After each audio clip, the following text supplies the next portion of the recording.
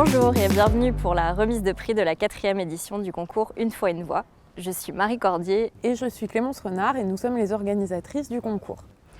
Pour la première fois cette année, on avait 2 jurys pour écouter et départager les différents podcasts. Un jury composé de professionnels et un jury jeune avec des lauréats de la précédente édition. Et avant de leur donner tout de suite la parole, nous souhaitions remercier toutes celles et ceux qui ont permis de soutenir ce concours et son organisation, notamment le ministère de la Culture et le ministère de l'Éducation nationale, mais aussi toutes celles et ceux qui nous ont confié leur podcast et qui ont donné à entendre leur voix. Donc merci beaucoup et bravo à vous toutes et tous. Je m'appelle Evdokia. Je m'appelle Bianca. Je m'appelle Titouan. Je m'appelle Clara. Je m'appelle Kenji. Et avec grand honneur, on vous annonce que le prix du jury jeune est décerné à Camille Clerget, qui a 14 ans et qui vient de Lille. Pour son podcast J'ai pas faim, qui est un podcast qui parle des troubles du comportement alimentaire d'une manière très instructive, très touchante, qui est très complet dans la réalisation et qui est très bien mise en forme. C'est stressant tous ces bruits. C'est ce qui annonce que le repas arrive.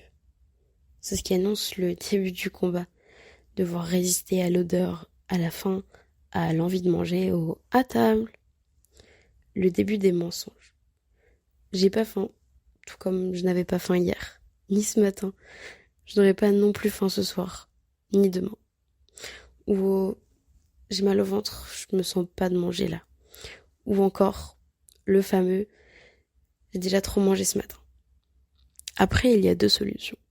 Soit on arrive à résister, soit on mange. Dans le premier cas, on est fier.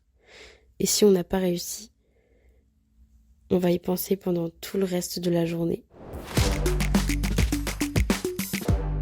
Bonjour tout le monde, c'est Jeanne Maillère.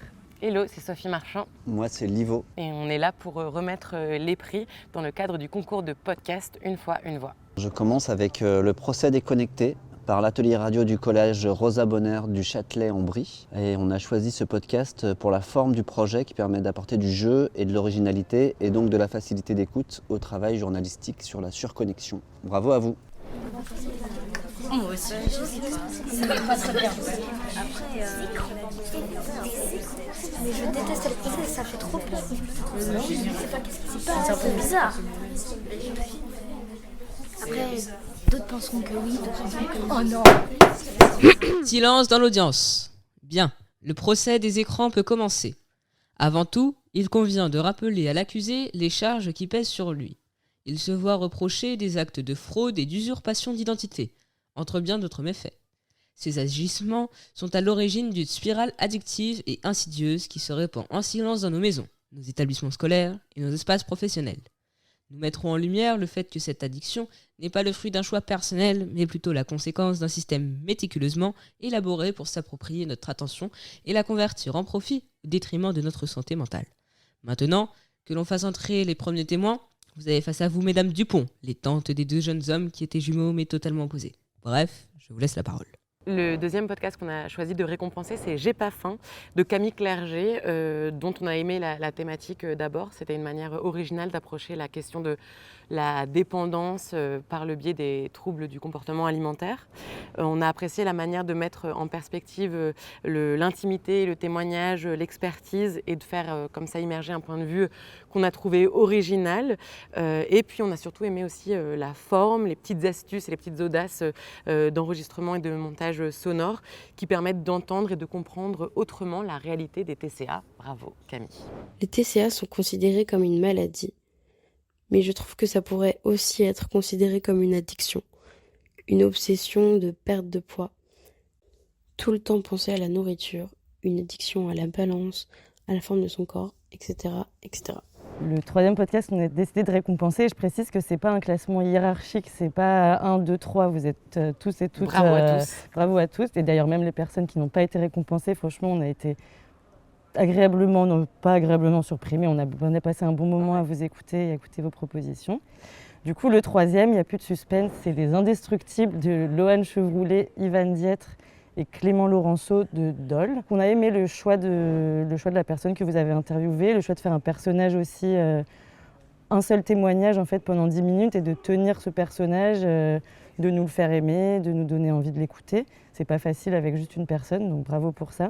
Et puis on a aimé aussi la qualité de l'interview qu'on a trouvé vraiment bien menée. Vous étiez à l'écoute et c'est vraiment important quand on interviewe quelqu'un de l'écouter et de rebondir sur ce que Yellow elle dit. Voilà, donc bravo à vous trois pour ce joli témoignage. Quel âge avez-vous? 24 ans, un an tous les 4 ans, le 29 février. Alors qu'est-ce que ça fait d'avoir 96 ans, alias 24 ans?